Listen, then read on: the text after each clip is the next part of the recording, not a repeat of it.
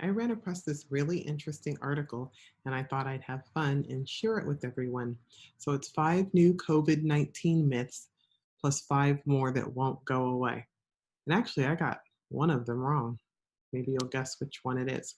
So the first one is adding pepper to your soup or other meals can prevent or cure COVID-19. Well, we have no cure, so probably I will say no. Let's say no. It says hot peppers in your food, although they're tasty, cannot prevent or cure. Okay. The best way is to wash your hands and stay away from people, of course. And then maintain a balanced diet, true. Stay hydrated, yes. Exercise, yes. Sleep, yes. Okay. Fact or fiction. COVID-19 is transmitted via common houseflies. I definitely said no. So it's fiction. It says no, there is no evidence to suggest that it is transmitted that way. It can be transmitted through droplets, but not flies. Fact or fiction. Being able to hold your breath for 10 seconds or more without coughing or feeling discomfort indicates that you are free from the coronavirus. I think by now most people don't believe that one anymore. It was fiction. Even though the common signs and symptoms are dry cough, tiredness, and fever, some people may have more severe forms like pneumonia, and you cannot confirm it with the breathing exercise. Regularly rinsing your nose with saline will not prevent infection with the new coronavirus. I would say no. And that's true. There is no evidence that regularly rinsing your nose has protected people, even though they say that there's the common cold, it seems that people will recover. So let's look at one or two articles. Let me see. Effectiveness of steam inhalation and nasal irrigation for chronic or recurrent symptoms. So once you have a cold, could you rinse your nose? Will it prevent you in the future? If I just started rinsing my nose out every single day, would it prevent me from having that issue? Probably not. So yeah, there's been a few articles on steam inhalation and nasal irrigation. So would I steam some herbs and maybe find relief? Yeah. Would that prevent me ever getting any virus? I never found an article on that. So fact or fiction, catching the new coronavirus means that you will have it for life. Some viruses you do have for life for a long time. Some people can get Epstein-Barr virus and it will live in the body for a long time, or you can detect antibodies. Herpes virus is another virus that can be in the body for a long time. This virus has not been around long enough for us to specifically say, but other coronaviruses, and like the common cold is a coronavirus, it doesn't live in our body for life. We have a cold, we get rid of it, we might get another cold, but the same cold doesn't live in our body forever to our knowledge. And so hopefully that will not be true, and so far we don't have enough data to say that is true. Most people recover just staying home and taking care of it like they would a cold or a flu. But of course, just even if you have a cold or a flu and develop more severe symptoms, you're going to go to the hospital. Fact or fiction, spraying and introducing bleach or another disinfectant into your body will not protect you against COVID-19 and can be dangerous. And before we look at the answer, I know that some people clean their house with bleach.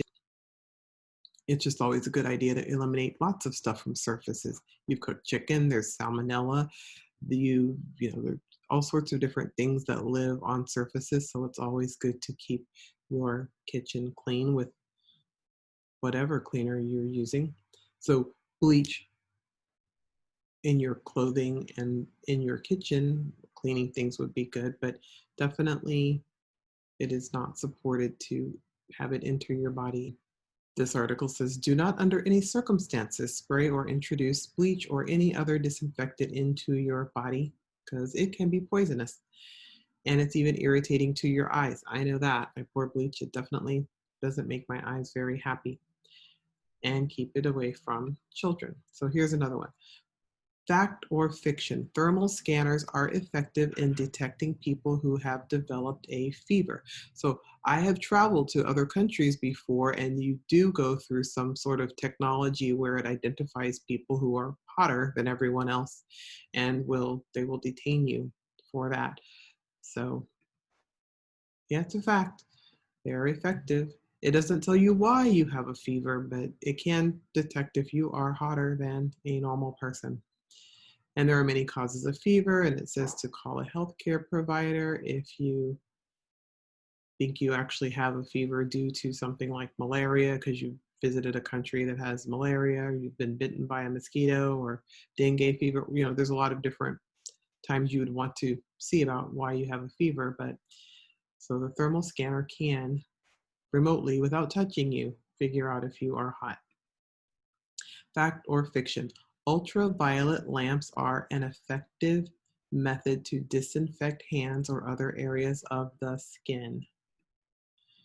And that would be fiction. Ultraviolet lamps should not be used to disinfect the hands or the other areas of the skin. UV radiation can cause skin irritation and damage to your eyes. Cleaning your hands with an alcohol-based hand rub or washing your hands with soap and water are the most effective ways to remove the virus. But I will say that I know that sometimes in operating rooms, they use some sort of light. And I've also even seen an IV. This is regarding the question about the ultraviolet light. So this is the device I've heard of, UVLRX. And here it's a medical company. Their UVLRX 1500 system is currently available outside of the United States. Now, let's play this video. The first half of the 60-minute treatment emits both UVA and red light simultaneously. The second half of the treatment administers red and green light at the same time. The unique design of the UVLRX. So, like I said, outside of the United States, they are using different wavelengths of light for medical purposes. I'm familiar with this machine because I go to lots of anti-aging conferences and all sorts of different devices are demoed there. So, inactivation of Middle East Respiratory Syndrome coronavirus, MERS, in plasma products using a riboflavin-based and ultraviolet light-based photochemical treatment. So I don't think they treated people, they took the plasma and might have flashed some ultraviolet light at it. So here, results. Riboflavin and ultraviolet light reduced the infectious titer of that particular virus, different strain of coronavirus, below the limit of detection. So that's cool. But they didn't do this in people, they did it in blood products. So that's useful too. But currently, I do not know of anything FDA approved in this country where that works. Vaccines against pneumonia protect you against the new coronavirus. Now, I've seen a lot of rumors that if you had a vaccine, you got it, or you're more susceptible, or the vaccine gave it to you, and then here's something that the vaccine will protect you. And until they develop a vaccine for it, I do not know that it will cause it or prevent it, or there's not enough data to really say for sure what's going on with that. So it says vaccines against pneumonia, such as pneumococcal vaccine and H flu vaccine, do not provide protection against the new coronavirus. And vaccines are not proven to prevent this particular strain of the virus. Fact or fiction? Antibiotics are not effective in preventing and treating the new coronavirus. This has been a long-standing battle. You know, people will get the flu and say, hey, I need antibiotics, or some other viral illness and say, hey, I need antibiotics. Antibiotics are for bacteria. When you have a bacterial disease, antibiotics, you can actually find out which bacteria you have and which antibiotic is susceptible to, and the antibiotic is very good at doing that. That being said, once you have a virus and you are now, your immune system is now fighting that virus, it's easier to get some sort of superimposed bacterial infection.